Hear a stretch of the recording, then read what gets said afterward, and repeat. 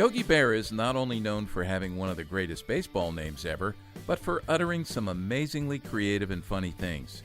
After experiencing the cultural upheaval of the last 12 months, I was reminded of what Berra said after watching his teammates, Micky, Mantle, and Roger Maris, hit back-to-back home runs. It's déjà vu all over again.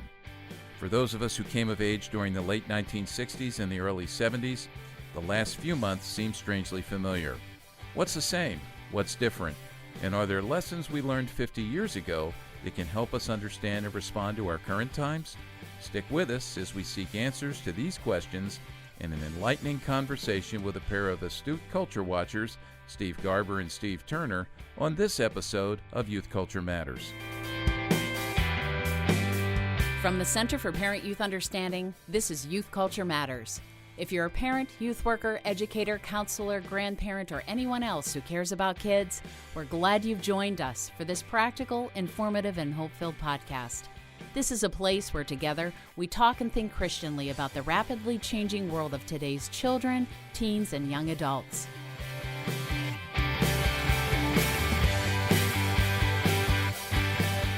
So there's this great quote from Francis Bacon that I just can never get out of my mind when things are happening in our world and in our culture, and it's this, 4 little words: histories make men wise.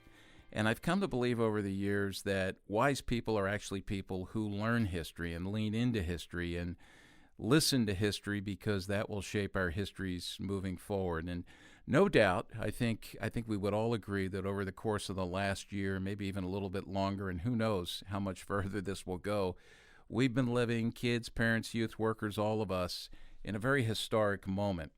And I think that how we live in this moment will be remembered, the good, the bad, the ugly. And we keep in mind all the time here at CPYU that as Christians, as followers of Jesus, we're called to live counterculturally and to the glory of God in no matter what moment we find ourselves in. Maybe working hard to shape the culture as opposed to being just shaped by the culture. And so I think we can learn a lot of lessons about how to live in this moment by looking back in history. And one of the things that happened for me this last year, and by the way, Jason Soshanek, I don't know if this is true for you or not, but one of the things that happened to me for this over the course of the last year was thinking back over my childhood and similarities. So I grew up my adolescence, the late 1960s, early 1970s, and I felt like there was something vaguely familiar here for me over the course of the last year. Jason, you were born 20 years after me, 1976? I was, 1976. Okay, 1976. Yeah. I keep that in my mind all the time, that you are the young guy.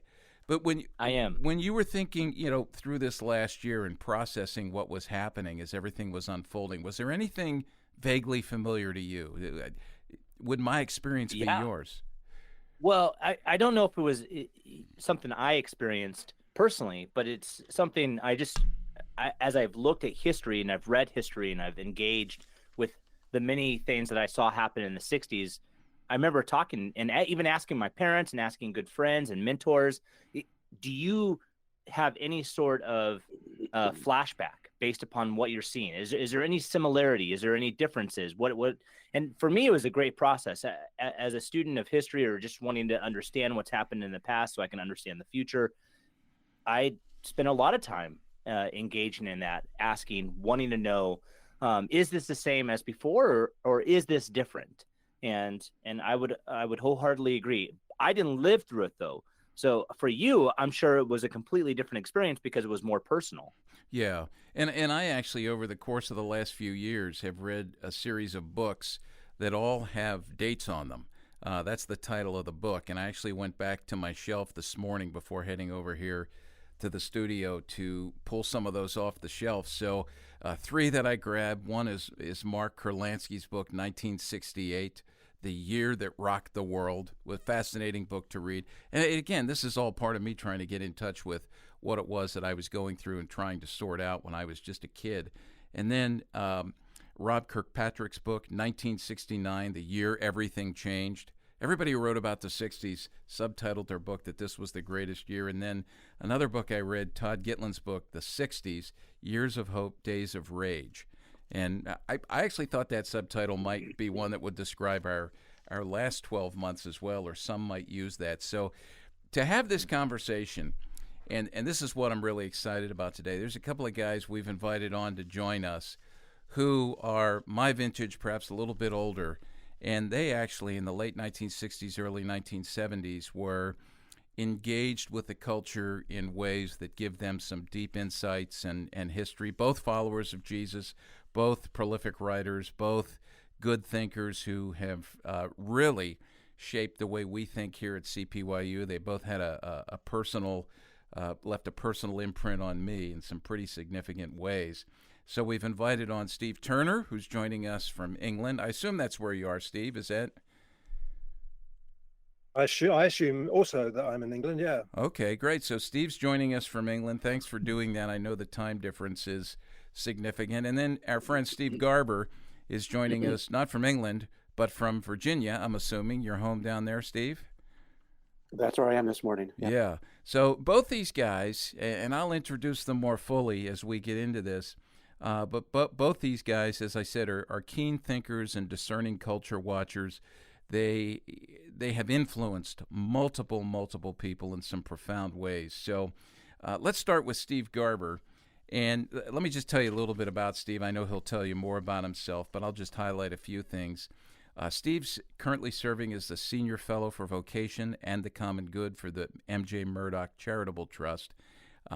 Steve, before this, was up at Regent College in Vancouver, and he was serving as Professor of Marketplace Theology and director of the Masters in Leadership Theology and Society at Regent. I actually had the privilege of walking with and mentoring one of his master's students up there for the last couple of years, which was neat to see Steve's influence on that young man as well.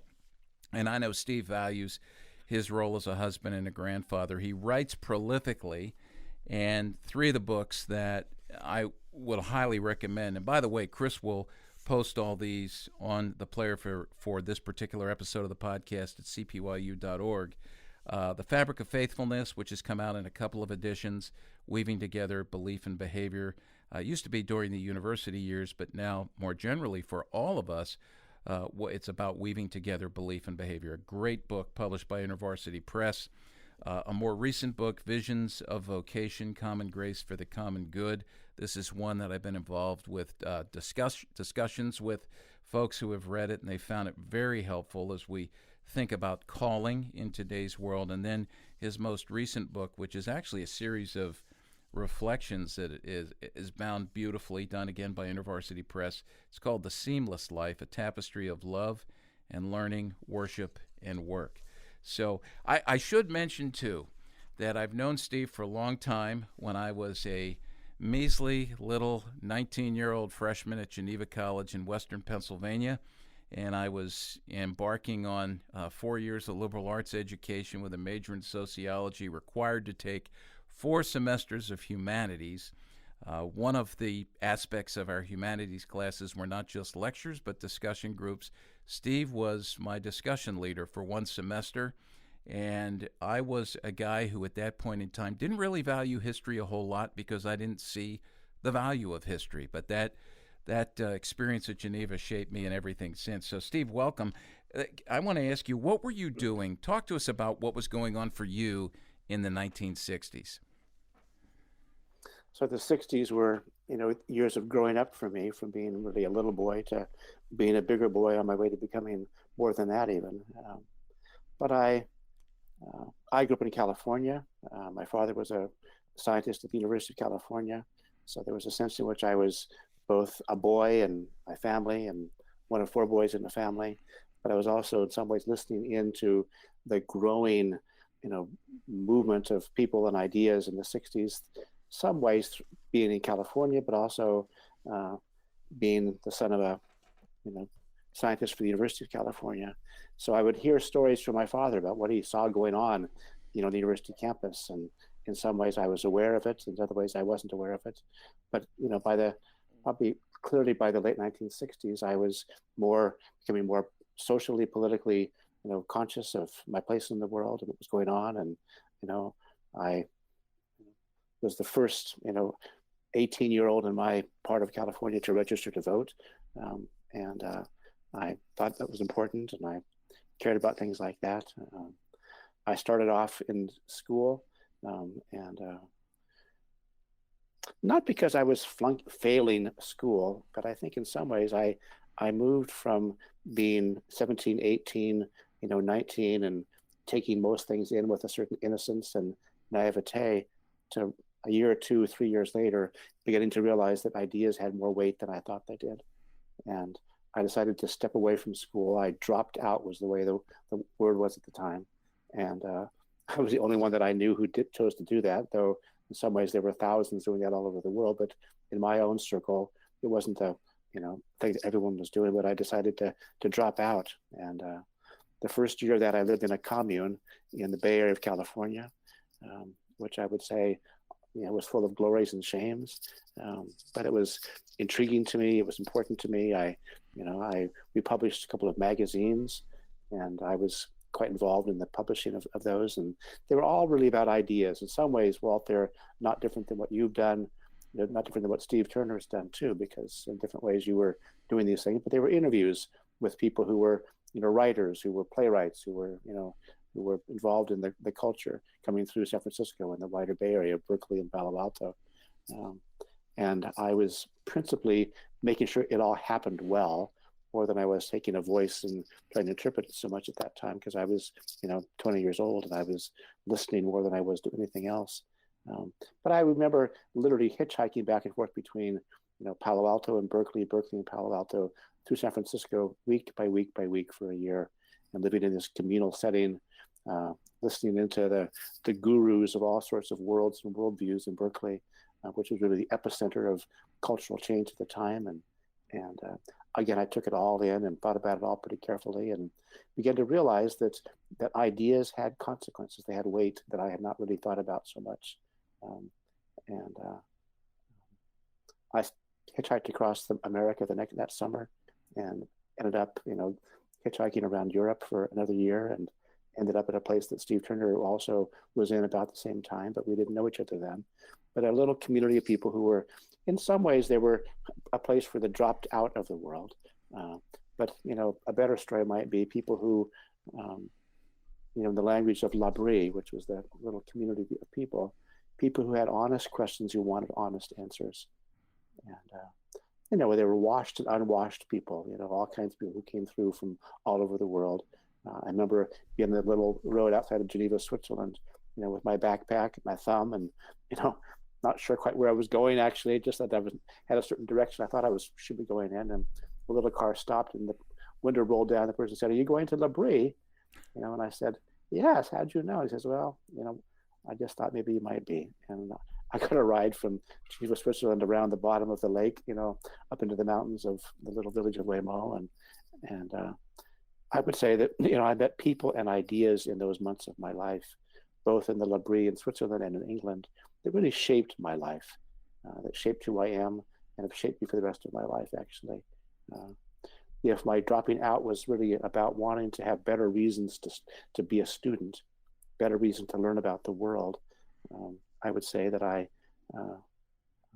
came back from those 2 years away with a deepened sense of who I was and what I wanted to learn. And so maybe one more thing about all that, then I'm going to segue to Steve Turner's contributions to my life a little bit.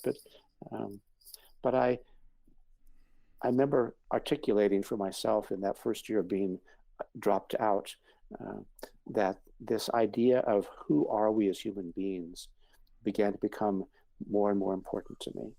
And I realized in that first year that how we answered that question, who am I, wasn't just a silly, stupid question.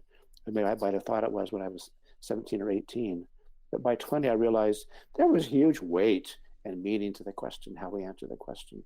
Everything else in life was determined by how we answered that question, how we understood love and sex and money and politics and art, and everything grew out of our view of what it meant to be a human being, actually.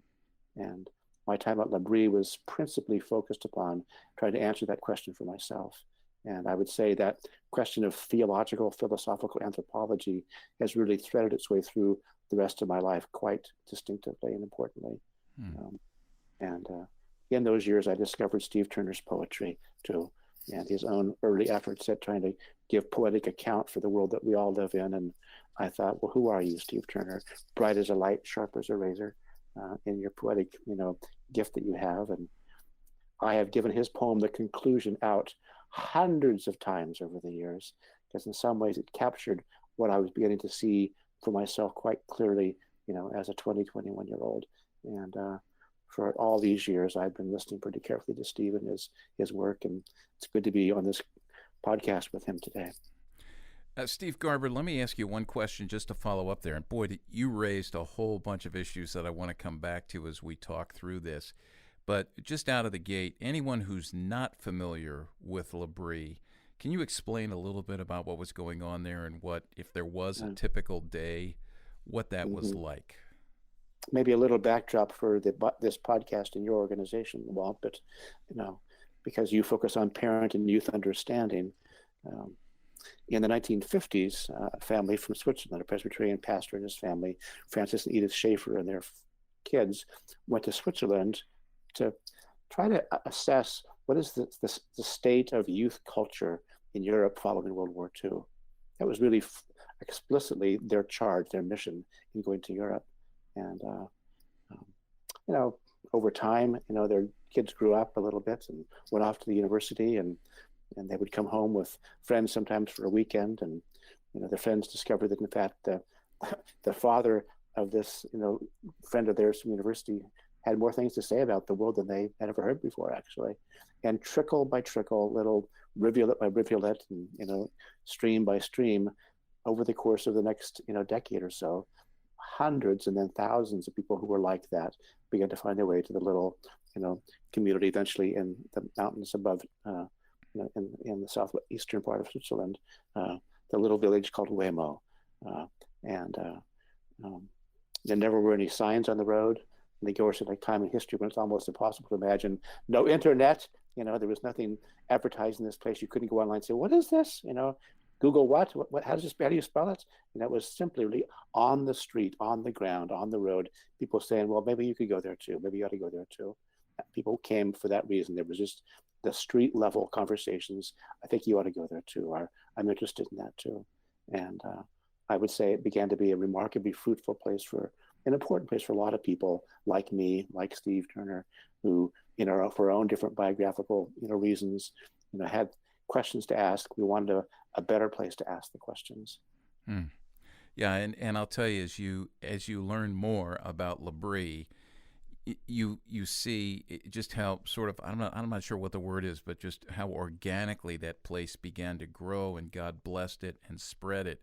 And in the wake of those years of ministry with Francis and Edith Schaefer, the sheer number of people that we hear from who you start to resonate with what they're saying. There's a real thoughtfulness and depth to their thinking and their writing.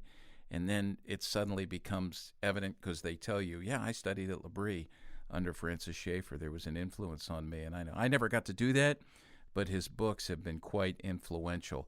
Now, I know we're at a point where we have to take a break.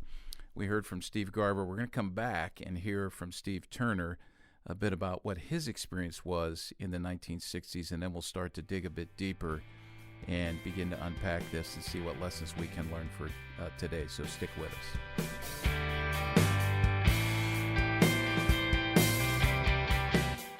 Youth workers, are you looking for ways to continue your ministry to parents during these difficult days where parent ministry is more necessary than ever before? Would you like to bring CPYU to your church in spite of COVID-induced limitations on travel and gatherings? I would love to come to your church in a personal, live, real-time virtual format. We are now offering several different one-hour seminar options, including Q&A, that you can now book at a time that is most convenient for you and your parent group. Participants can join as they gather in one place together or from their own homes. You can learn more about these seminar options by visiting our website at cpyu.org and clicking on the link for the virtual parent seminars. Remember, to learn more and to book a CPYU virtual parent seminar, go to cpyu.org.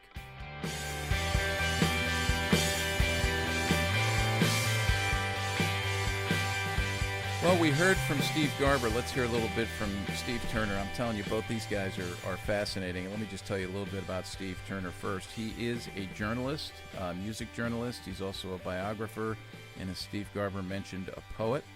Steve grew up in England. His first published article, if I have this right, Steve, was in Beatles Monthly in 1969, and I know we've had you on the podcast before. And one of our great topics to broach with you is you know a lot about the Beatles. You know the Beatles. You've interviewed the Beatles, and that's very fascinating. Steve, I was first introduced to Steve's work through a book called Hungry for Heaven, Rock and Roll and the Search for Redemption, which I opened that up today. I pulled that off the shelf, originally published in 1988. And it was one of those books that was very helpful for me because it helped me understand more and more the cries of humanity as they come through art, specifically in this case, rock and roll music, which many people just wanted to write off in silence at the time. Since then, Steve's written numerous other books on music, Turn, Turn, Turn, which is a great book on popular songs inspired by the Bible. That actually is one of the Museum of the Bible books. As I said, he's written extensively on the Beatles. I love his book, Beatles '66, The Revolutionary Year. See, there's another book with a year from the 1960s on the title, and he calls that one The Revolutionary Year. That was a great book and took me back to really listen to some of the music of the Beatles as it was shifting then. And then he's got some other books, The Beatles, A Hard Day's Right, the stories behind every song. One of the other books I have is this great book called An Illustrated History of Gospel Music from Early Spirituals to Contemporary Urban. And then two books, among many others that I'll mention, that have really been helpful to our students over the years. One is a book that's come out in a couple of editions. It's called Imagine, and it's a vision for Christians in the arts. If you have a student or a child who has an interest in the arts, what does it mean to think Christianly about that? What does it mean to do art to the glory of God? How do we think about that in today's world? And that book would be helpful. And then one that we love and we take with us wherever we go to let people know, hey, you have to have this book, is a book called Pop Cultured, Thinking Christianly About Style, Media, and Entertainment. And Steve Turner, I would be remiss if I didn't mention that you've written several books of poetry for both adults and children. And the one title I love is the book, The Day I Fell Down the Toilet. Is that actually autobiographical? No, I think I just had that line in my head, and I thought, oh, what would happen if you did fall down the toilet? And then that gives you the prompt that you need. Yeah. Okay, we won't dig into where that line originated and popped into your head or why, but that's great. That sounds like some of the things I wake up with in the morning, after a night of dreaming. But talk to us a little bit about your experience, Steve. I think, what year were you born? 49. Okay, so you really were in the midst, in the midst of your teenage years as the '60s unfolded, and then as you got into your writing career there. But talk a little bit about what your story and what was going on for you at that point in history. Well, in the actual '60s when they were happening, I was living in a small town in the middle of England, in the area that we call the Midlands, on the edge of the town. Not a lot happening in that town, certainly not in terms of music or culture in any way. So when I think of the '60s, in many ways, I think of my bedroom and me sitting there reading books and magazines, and Steve Garber's talking about Berkeley and Palo Alto and places like that. And these would be places I would read about, like, especially when things started to happen in San Francisco in 1967, I would kind of dream of being able to go to San Francisco. Then I suppose after 1966, I was starting to go up to London quite a lot. And I was becoming familiar with underground publications, like in Berkeley, you'd have the Berkeley Barb. We had a magazine called International Times, or IT. And that kind of opened things up to me about sort of avant-garde art and music and the Beat generation writers, and I became really intrigued by those people. when I became a Christian at 19, I didn't know what you were supposed to do. You know, how did your faith integrate with the things you were interested in? And I was starting to write. You know, how did you make sense of life as a Christian and write about it? And who would you be writing for? And that's when a guy called Nigel Goodwin came into my life, and he'd been working as an actor. He'd become a Christian, and he was going around doing little presentations, I guess you'd call them, and he would use poetry. He'd play records, and he would talk about culture. And I spoke to him after one of these events, and I said, well, you know, you really must have to keep in touch with like contemporary culture and the sort of work that you're doing, and read philosophy and stuff like this. He said, have you ever heard of Francis Schaeffer? And I said, no, I've never heard of him. And he was staying in this house, and we were in the kitchen, and he got the book out, the guy who was there, and he showed it to me, and I flicked through it, and it mentioned Dylan Thomas and Picasso and the Beatles and John Cage, and these were all people that I'd been familiar with, you know, reading in these underground magazines. And here was a Christian apologist who was talking about these artists, not in order to dismiss them, but as part of the kind of fabric of life and culture and understanding these people. And that was such a revelation. I think, as you said earlier, like with rock and roll, I grew up in a culture where the application of the Christian mind was just to say rock and roll, bad, you know, movies, not so good, television, you know, tolerable, and wireless, yeah, wireless is okay. And so in a way it was an application of the Christian mind to culture, but it was very, you know, binary. It was in or it was out. There was no attention paid to the subtleties of creativity and message and the idea that we are creative beings. So just as Steve Garber said, my experience of L'Abri, where I went for 3 months and getting to know Dr. Schaeffer, and Os Guinness, another great thinker, was there and delivering a lot of the talks that eventually became his book, The Dust of Death. And I saw a way in which you could understand your culture, not in spite of being a Christian, but because of being a Christian. And that I've never, you know, that's still a sort of an engine that still keeps me going. And I was glad for my introduction to those people at that time. You know, one thing I want to mention, I know you mentioned the kind of the Beat generation or that movement, and you've also written numerous biographies of a variety of folks who have been involved both in writing music, writing literature, that sort of thing, shaping the culture, reflecting the culture, and those have been fascinating books to read as well.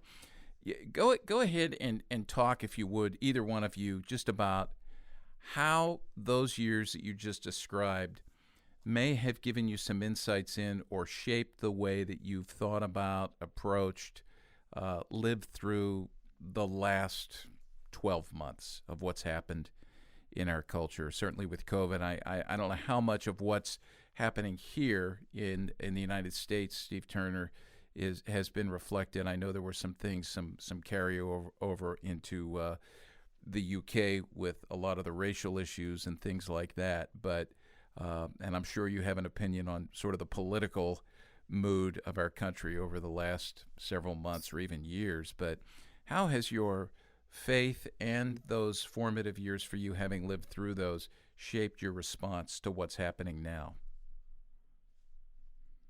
I think one of the most difficult things is going to be like when I came out of L'Abri, I think the idea was, if only the culture could be returned to Christian values.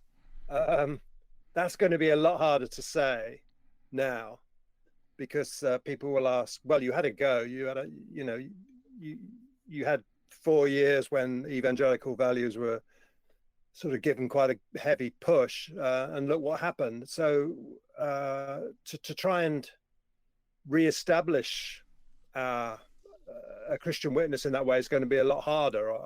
It feels to me that it's going to be a lot harder. People will feel like we've heard all that stuff, you know.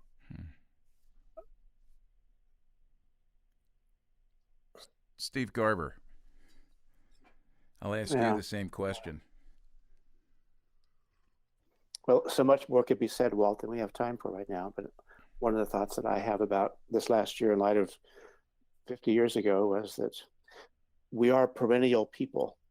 I'm pretty deeply committed to that we are perennial people, which means that we are still image bearers of God living in God's world. And that doesn't change. So even though the 60s are not the 80s and not the year 2020, where things change, things are different, and moods and ideas and influences feel different to us. Of course they do. But I would say the deeper reality is that we are perennial people. And so that the deepest things, the truest things don't finally change about us.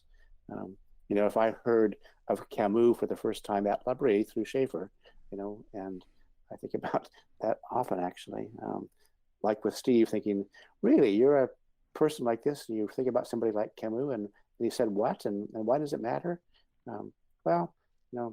For years of my life, I've been reading Camus now, and even teaching courses on Camus. And last winter, was COVID first hit North America, I got a question from an editor of a journal at Notre Dame, University of Notre Dame, saying, we hear that you think about Camus. You teach courses about Camus. Would you write an article for us, an essay for us about Camus, the plague, and the coronavirus? And I did that, of course, and it was kind of a weighty thing to try to do. But, it was born in some ways of the very issues, ideas that were being wrestled with, by Camus in the 50s, maybe even to put in the 40s, because the book came out of the 40s in his own experience of the Holocaust. And, it was the bubonic plague as the story he told, that it was really of evil that comes to a particular place in the world, and how do you respond to that?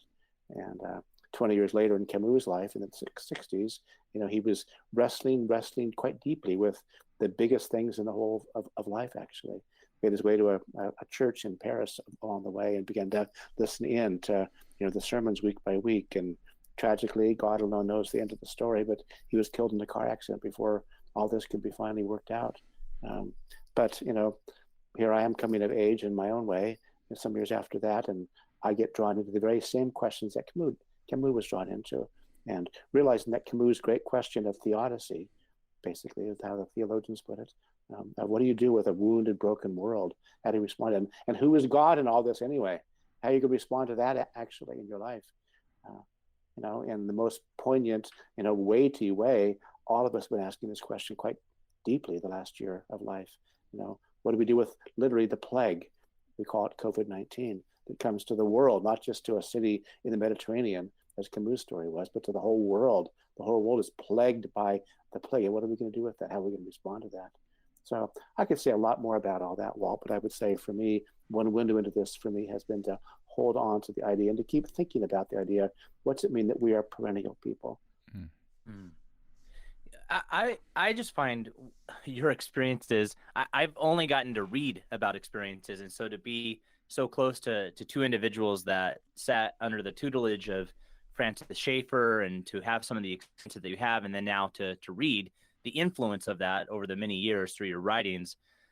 The thing that I would propose to you that I've asked of so many others, and we started this podcast with, is I would love for you to compare and contrast what you observed and experienced in the late 60s, early 70s, really the late 60s, and what you've seen over the last really 3 years, maybe 4 years, but just some of the different experiences. Like I think of the civil rights movement in the late 60s, and then Black Lives Matter in the last few years. I think of some of the unrest around politics, and some of the many dynamics that are unfolding there. And then on top of all that, you throw the pandemic, which we just spoke about briefly. I would just love to hear the two of you. You're so articulate, and I just think that it would be really important for us to hear if you were to compare and contrast those these two periods of time. Can I be a little playful with you, Jason, and say, well, yes. If there's, I love Steve Turner's poetry, from beginning to end, but there's one poem that I have, right on the tip of my tongue almost every day, actually, but it's simply titled History Lesson. And I could give it to you, and I've given it to thousands all over the world, really. But Steve, how does it go?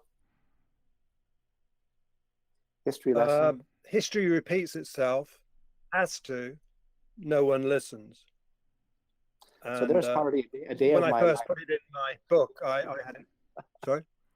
No, you say more. I want you to say more. So.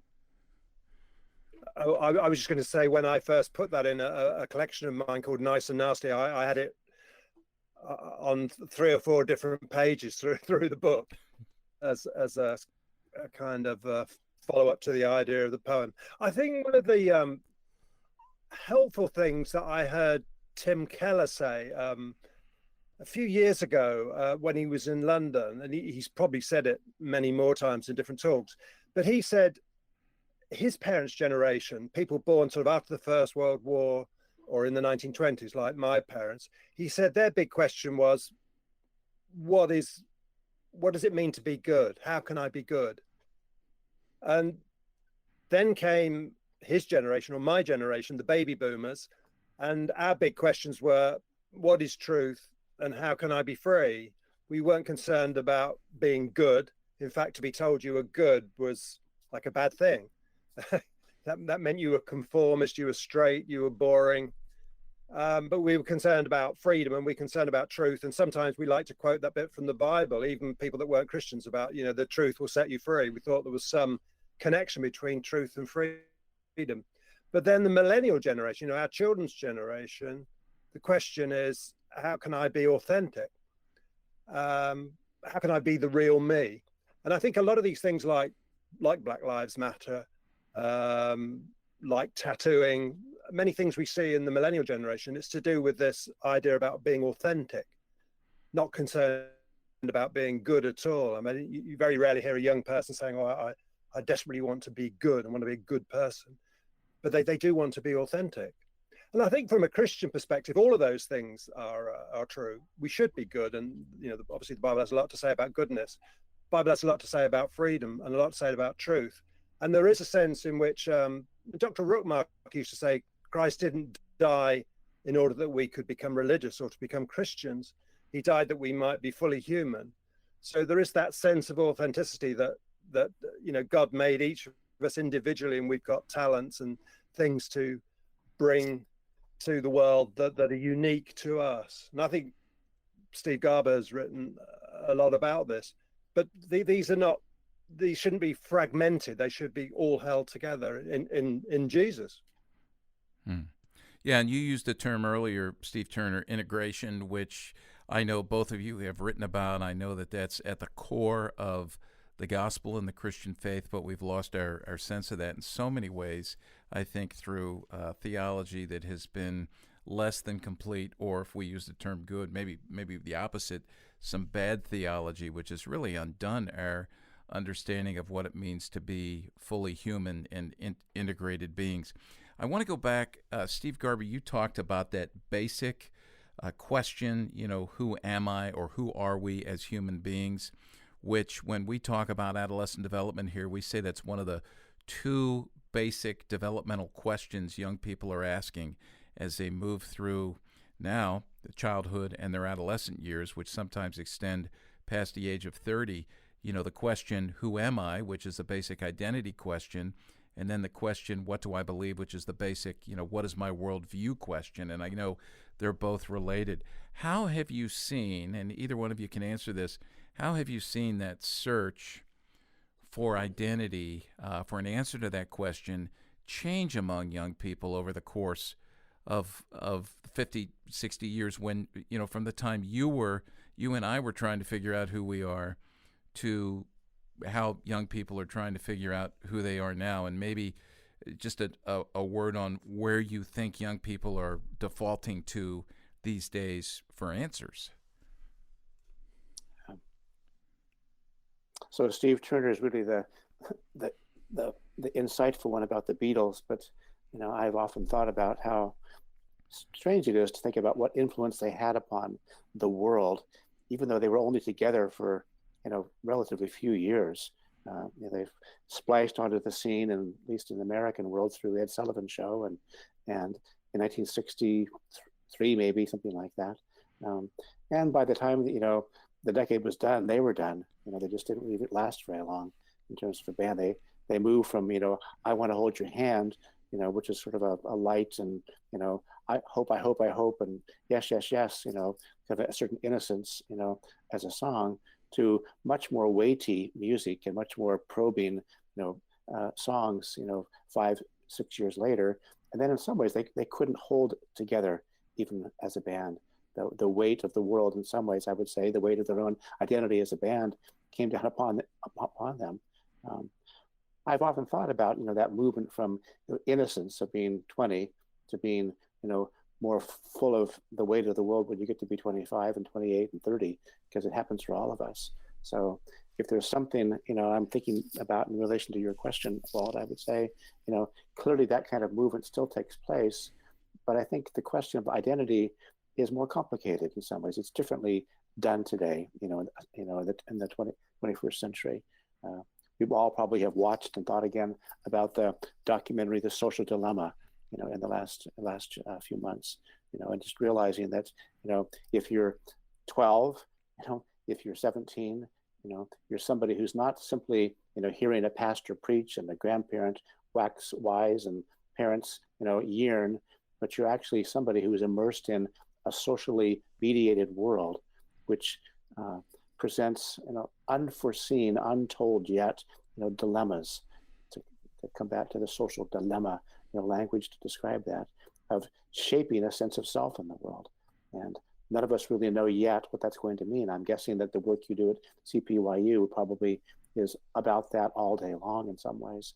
How do you help parents? How do you help kids find their way into an honest, thoughtful, true, real, meaningful sense of self in a socially mediated world? So I think that has changed, the conversation about this, profoundly for all of us. And I think that if churches aren't being attentive to that, we're simply being fools. Boy, that's a good word there. Steve Turner, you want to give a stab at that last question and some of the insights you've had, and even anything from the world of music that you've seen as an expression of, where folks are seeking to find identity as that's morphed over the years? Well, I think I would go back to what I said earlier, what actually Tim Keller said, this idea of people seeking authenticity and wanting to, be themselves. When I was writing pop culture, I thought a bit about tattooing, for example. I mean, when I was a teenager or when I was young, tattoos you associated with people that had been in the Navy or the Army, never the RAF. And they were the sort of people that got tattoos. And it was considered the sort of thing you did as an adolescent on the spur of the moment, and then kind of regretted it when you were older. But it's now become something where people think because of the markings they've got, that they've gained a new identity, a new sense of self and all this sort of thing. So I think people are looking at fairly trivial changes. And of course, this whole this debate about gender, like saying there's 3 or 7 or 50 different genders, identities that you can have, and this has become. It kind of amazes me how important this has all become. Like with transsexuals, who are a very small minority in the culture, and yet they're pushing like big changes, and that's those things seem to be gaining in importance as far as I can find, as far as I can see. Yeah, and I think you're right on there. You both, as you talk about this, you bring to mind for me. We had Carl Trueman on here on our podcast talking about his latest book where he talks about identity, and then we've also recommended over the years that weighty volume, by Charles Taylor, A Secular Age, where he talks about expressive individualism, and that even gets into the whole notion of authenticity. So, yeah, this is a good conversation. I want to say one thing before the break, that Steve Garber, as you brought up the brevity of the life of the Beatles, it brought to mind something that I cannot shake, a memory from my own adolescence when I'm standing at the bus stop in the day that the news broke that the Beatles were breaking up, and Steve King, who was a neighbor kid who, as soon as the Beatles came on the scene, he and his brother John in elementary school both grew, we called them Beatles haircuts. And they were pretty radical back then. You know, they'd show up at the bus stop, and they were the cool guys. And Steve was a drummer. John was a guitar player. They actually had a band in elementary school that would play tunes very well. And they played with teenagers at the time. But Steve shows up at the bus stop, and he says, the Beatles broke up. And I felt like somebody had punched me in the gut, like my whole childhood had come apart. The ride to school was horrible. The day in school was horrible. I couldn't wait for the day to be over because I wanted to come home and see if the news was actually true, and it was. And I blame Yoko Ono, but that's a whole nother story. So, well, that's my. You have to have a scapegoat for something. Well, we're going to take a break. We're going to come back and continue our conversation. Stick with us.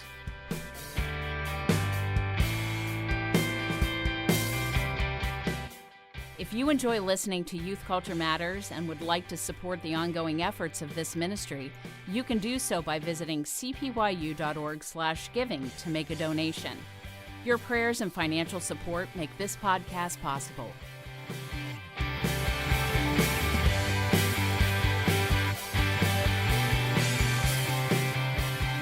Well, thanks again for listening to this episode of Youth Culture Matters. We're having a fascinating conversation with Steve Garber and Steve Turner. And if you've already been listening, which I'm sure you have, there's just some great insight. And so, gentlemen, I want to ask you one specific question, and it has to do with this. There is this theme of travel where you left your home and went to L'Abri, right? You stepped away for an experience to be able to learn.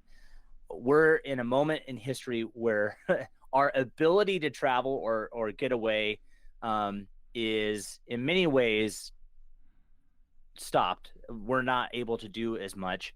And so I would just love for you to give a word to someone that might be listening that thinks, oh, I've got to be able to leave or to go to be a part of this in order to have some of the experiences and learn some of the things that the two of you have learned.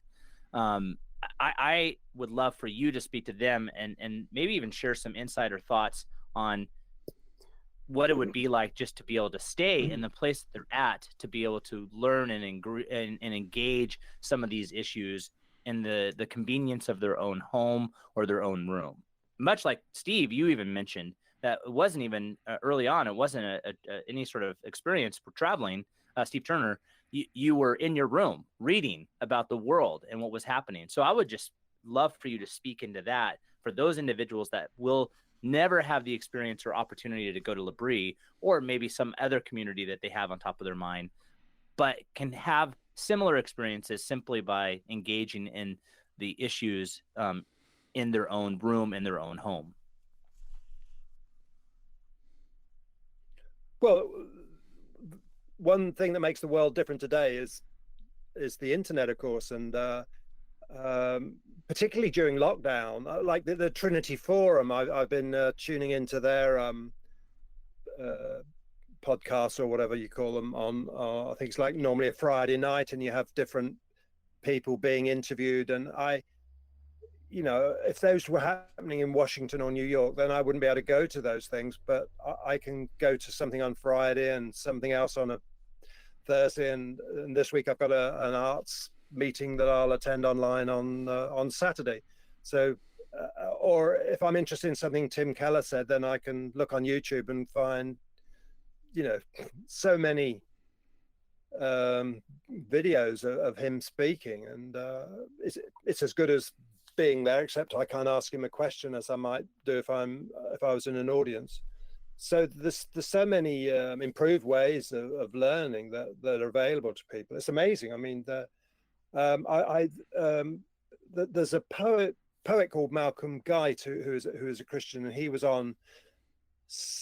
actually on a Trinity Forum thing, and they said there were during the meeting there was something like 2,000 people around the world that were all online at the same time listening to Malcolm Guite. And that's, that never would have happened in the past. A poet might in one location might attract 20 people or something like this, but here he is doing something for 2,000 people.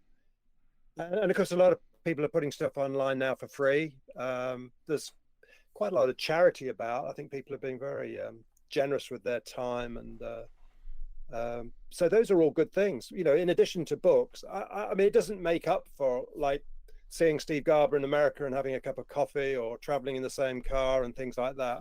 Of course, you have much more leisurely conversations, but there are loads of ways to learn. I mean, even doing this, there's 1, 2, 3, 4, 5 of us. We're all in different cities, I believe, and it's like sitting in a room with you.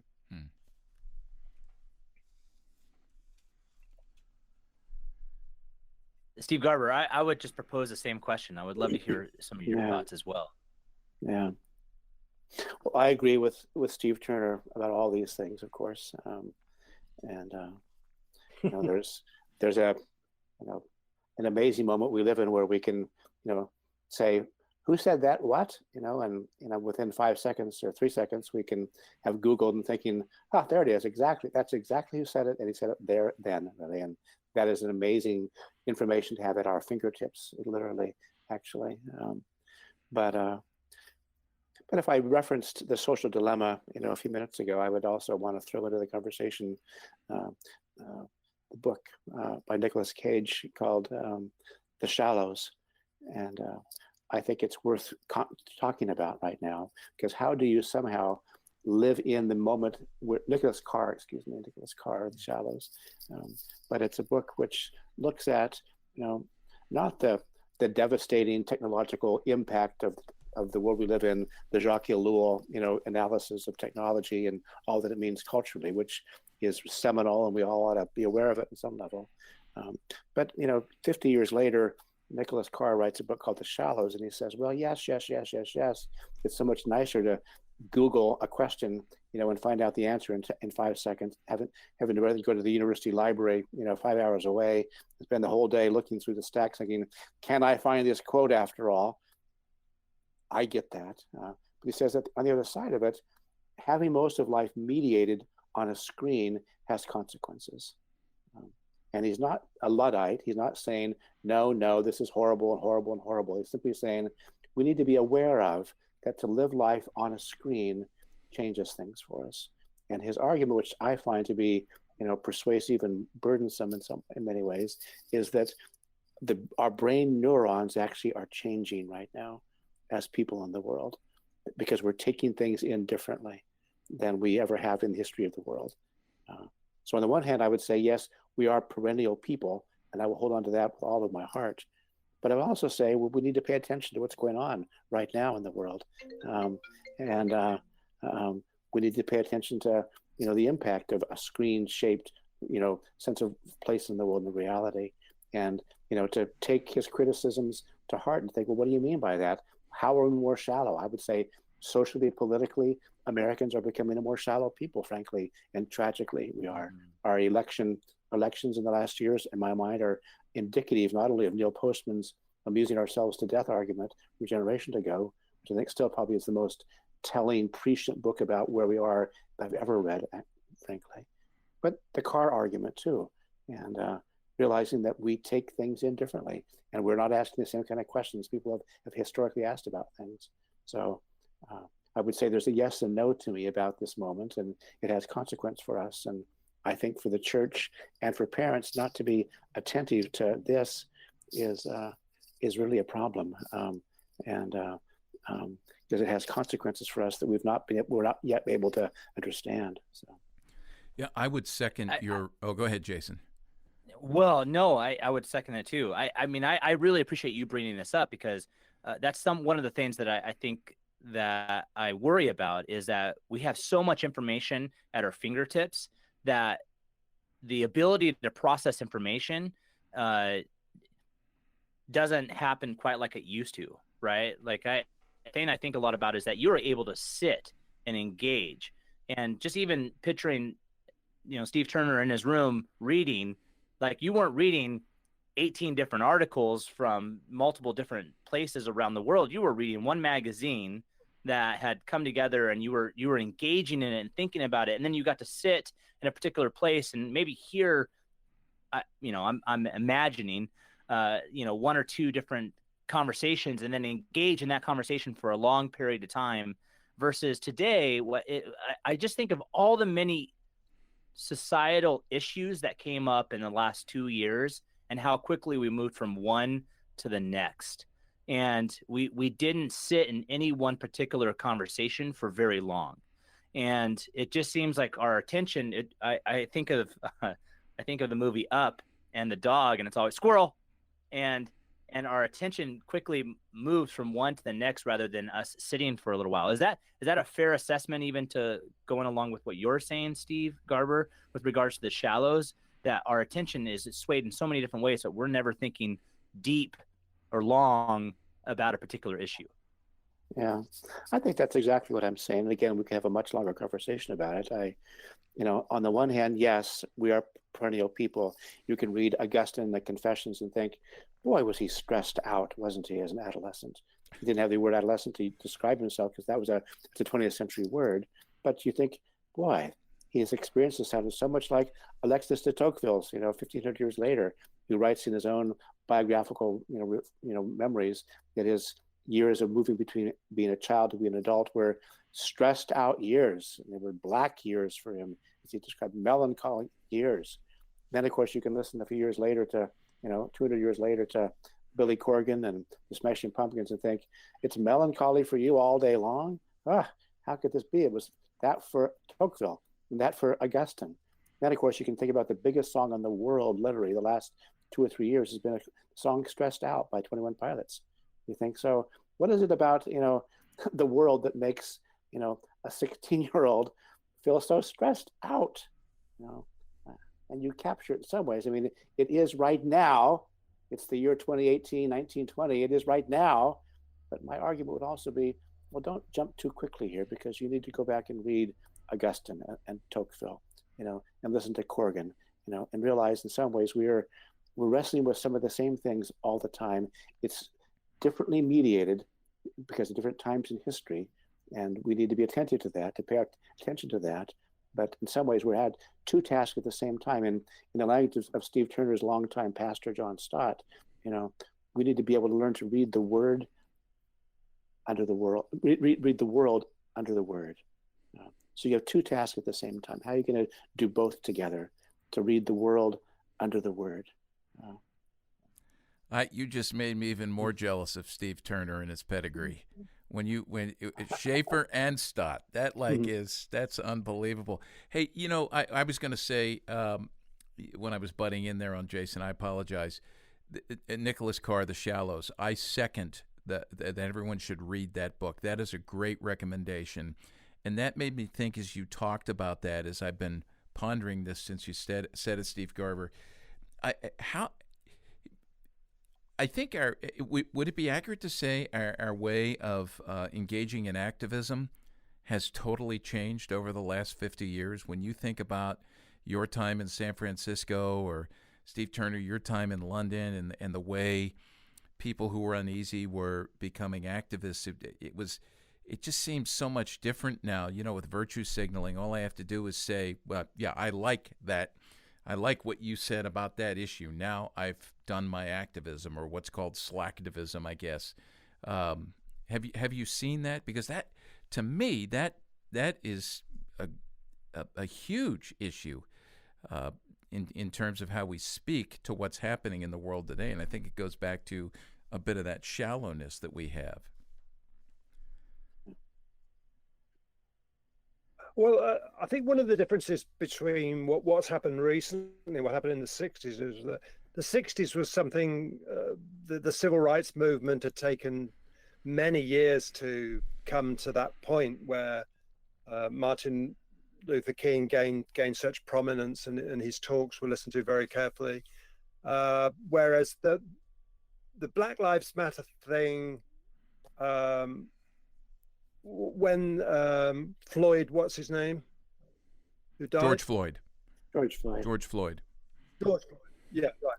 Okay, so when that happened, thanks to one of these and somebody filming it, I mean, that went around the world in a few days. And even though, he was an American, I mean, it really affected the way people started to think in the UK. And I noticed that when you looked on the magazine rack, they whether it was Vogue magazine or any kind of magazine, that they were starting to have black people on the covers, which they very rarely had done in the past. And then, sometimes you'd see like 4 or 5 magazines, women's magazines, fashion magazines, and they all had black characters on the cover. And that was already kicked off by that George Floyd incident, which was sort of citizen journalism, if you like, wasn't it? Somebody, if somebody hadn't have filmed that, and it was just sort of anecdotal that this guy had got kicked and killed, then I don't think it would have had quite the impact it did. But also the civil rights movement owed quite a lot to the church, and obviously especially the black church, and the language that was used and the types of songs that became popular. Whereas the Black Lives Matter is, from what I know, and what I know is only really what I've read, hasn't really sprouted out of the church. Yeah, boy, there's so many things to talk about here, and I in the future would love to continue this conversation, and I'd be really interested in what sorts of questions people who have listened to this podcast would have, and let us know. Contact us and let us know what those questions might be, because that would be a good prompt for future podcasts if there are some issues we raised here that you would like to hear more about. To wind this down, I'm going to ask you both a question, and it's a 3-part question, because you're writers, you're readers. I truly believe that the best teachers, and you're all teachers, the best teachers out there are those who are relentless learners, and we're working very hard here to get parents and youth workers to read and to learn and to do it more deeply, as opposed to what Nicholas Carr has discovered. So I want to ask for some recommendations, and I'm going to start with this. Since you both studied under Francis Schaeffer, is there a particular book? I'd like each of you to give us a place to start with Schaeffer. What would you recommend first? That's quite a difficult question, because he wasn't really a writer, and his books were really made up of transcripts of his talks, sort of tidied up a little bit by editors. So I find it really hard to, I'm very enthusiastic about Dr. Schaeffer, but I always find it quite hard to say, recommend somebody. Oh, in fact, Steve Garber, did you do an introduction to an update of The God Who Is There, or one of those books? I was asked by the publisher. And I made a joke. You did. I made a joke to you, like, will you be translating it into English? Because he had a very convoluted way of speaking at times, and he had these kind of phrases that he invented, like the mannishness of man. And you kind of have to understand what he's talking about before you get into the book. I'll leave that one to Steve Garber. Well, let me do this. I'll say that Steve Turner recommends the complete works of Francis Schaeffer. You can buy that whole set. So we'll start there. And then, so I'll ask Steve Garber, when we get the complete works of Francis Schaeffer, which one should we start with?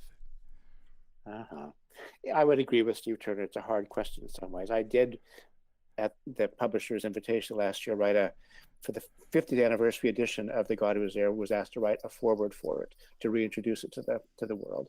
And I did that. And, a lot of what I said, Steve Turner, and Walt and your friends there, was, the ideas were important. Obviously they were. They drew people in to thinking about the world in different kinds of ways. But I also made a strong argument that it was the community of people living together that was even a more strong apologetic. It was a more important apologetic. Because in some ways you could read the books, hear the lectures, and not understand what they meant.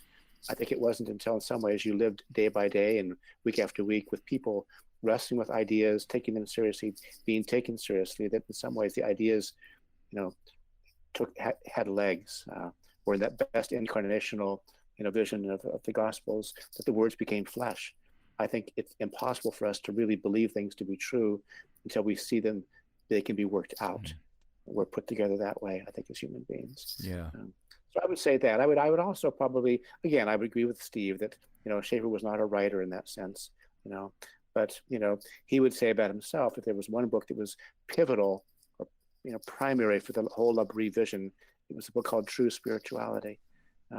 So you'd have to kind of determine to work your way through the argument, because there is it's not an easy read in some ways, but I would say that the end result is very important, actually, to realize that, to use the word existential here in an important meaning for here, but there was a longing for Schaeffer to give existential reality to the gospel, how it affected human beings in the world. So this moment by moment life born of the death and resurrection of Christ was the heart of what he called true spirituality. Well, that's a good recommendation. I'm sure Jason and Chris are laughing, because just about every time I ask this question, the answer that comes back starts with, boy, that's a tough one. I don't know where, so I probably, so that said, let me ask you two more reading questions.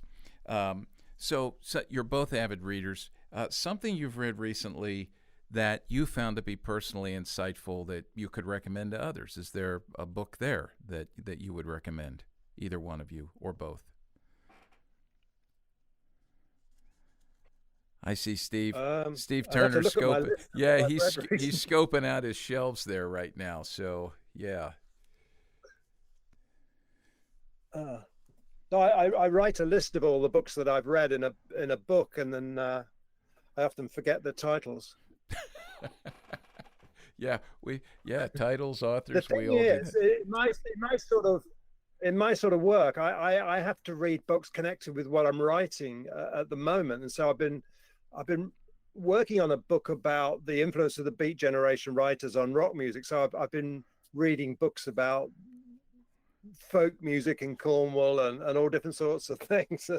That they're not always the sort of book that you would want to turn somebody else onto. I've just read them for information. Okay, Steve. So if I could give you two different, I have stacks of books all over my home here, and I'm reading 3 or 4 hours at the same time. But in the last week or two, I have read both Little Dorrit by Charles Dickens, which I have actually, I'm not a tax attorney, so I don't have access to all the funds to buy the first editions of anything, actually. But I have tried hard to find early volumes of Dickens, and I have an 1870 collection of his work, the complete works of Dickens. And I know his work pretty well, actually.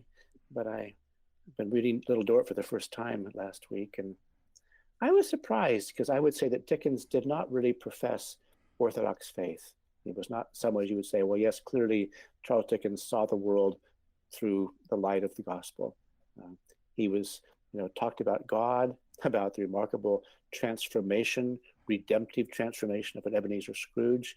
He somehow saw things so profoundly with such unusual insight, but not in terms of, Jesus as God, not as the gospel of God. I would say I was surprised in Little Dorrit to find more openly, more explicitly, him wrestling with the meaning of grace than I ever have seen anywhere in all of Dickens's work, interestingly. I took that to heart. Yesterday I was laboring through Nietzsche. I've been reading Nietzsche all week long. You think that's a million miles away from Dickens, isn't it? But they're both writing about the same world at the same time in some ways, 19th century Europe. And here's Nietzsche, who's born of a Lutheran pastor's family, who walks away from his heritage of faith in his 20s, eventually, terribly and tragically becomes insane, becomes crazy, literally, in a terrible, terrible, terrible way. But if we in America speak about Flannery O'Connor writing about the haunted American South, a Christ-haunted South, you can't read Nietzsche without finding him on the one hand saying, yes, God is dead, but he's Christ-haunted deeply and profoundly. There is almost a page of what he writes where he's not wrestling with Jesus. Who is Jesus, and what do I believe, and what can we believe, what should we believe? So it's fascinating to find somebody on the one hand so vigorously, with intellectual gusto, proclaiming God is dead, but he can't get away from Christ. And so that's been fascinating to me, to take all that in and take it all through. And so those are 2 books in the last week or so. This is a good follow-up, guys, to our conversation on the last podcast with Karen Swallow Pryor about reading, because she would push readers in this direction as well, which is really neat. Okay, last question. Boy, I hope you guys can answer this one. If folks want to jump into one of your books, Steve Garber, where should they start? Mm-hmm. I would say that all the books have a similar theme in some ways. I could say, looking at Steve Turner's work from a distance, not him being him, but I could say, yes, there's a theme to Steve's work. But the theme in my writing, because it's the theme of my life, has always been, how do you keep a vision alive over the course of a lifetime? How do you keep the sense of vocation you have, sense of the purpose and meaning of my life at age 20 to be true in a deepened, more mature way at age 30 and age 40? And I would say, my writing has always been about that, because that's been maybe the question of my whole life. How do you take the world in, the eyes of your heart open to the world, not being romantic about it, but actually taking it in? And how do you still care about it? How do you care about it in the context of your own life? So that's been really the subject of all that I've written. Right. And by the way, this is where I would push youth workers and parents to read those books and start to engage with the ideas in those books, the principles in those books, and even have students read those books. I think I say this all the time. We don't have the high view of the cognitive abilities of our kids that we should.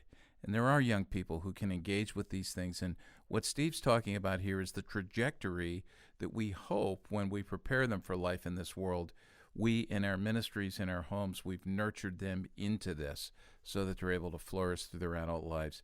Steve Turner, you've got a wide variety of books. Is there one you'd recommend right out of the gate? Let's say for a youth worker.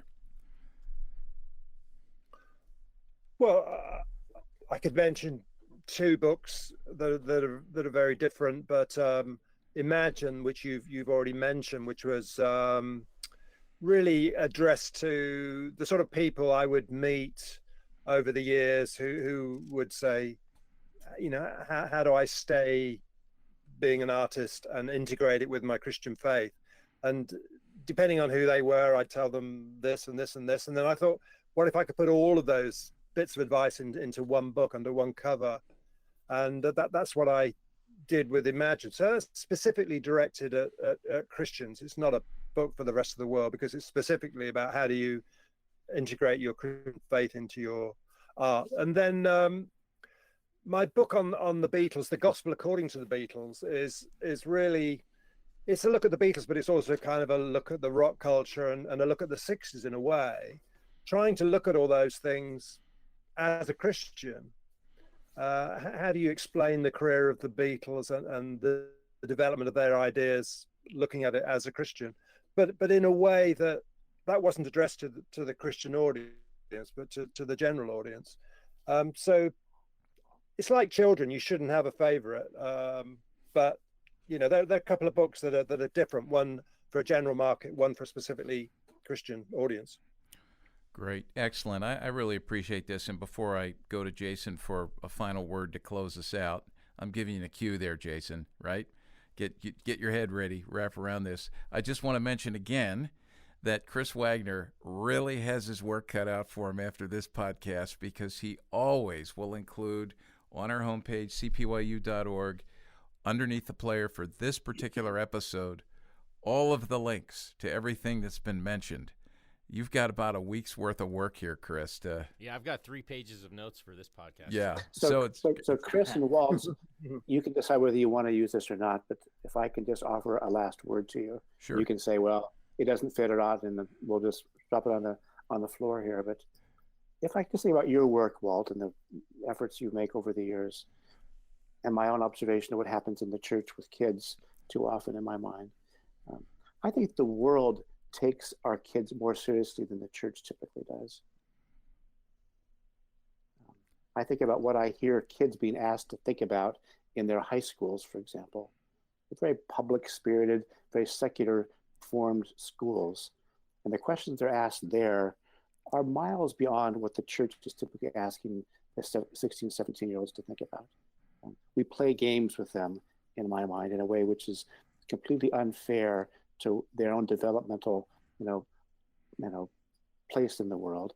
And, we're surprised that when they get to be 19 and 20, what seemed to be so much, sure and like, of course they do. And you think, you don't? How could you not? And my own reading, I mean, it's a complex affair for everybody's heart, but is that we don't take 17-year-olds in the church nearly with the seriousness that the world does. That is a good word. That's a good point. I remember Os Guinness saying at L'Abri that we often give people a Sunday school faith and expect them to carry on in the adult world, basically a very infantile approach to the Bible. This is gold. Jason, Wow. how do you end? How do you follow that? This is really They're at the mic heart drop. of what we do. We're good. Yeah, those are two mic drops there. I really appreciate that. Yes. I have nothing to add, and I don't even want to try. We heard from two incredible guests today, and so I'll let their words speak. Excellent. Thank you. Well, thanks everybody for joining us. And again, share the podcast, subscribe wherever you get your podcasts, leave us a review. That's always helpful. And we will chat with you on the next episode of Youth Culture Matters. Thanks for joining us for Youth Culture Matters, a podcast from the Center for Parent-Youth Understanding. If you'd like to learn more about today's youth culture, visit our website at cpyu.org. And if you have any questions, comments, or feedback, email us at podcast@cpyu.org.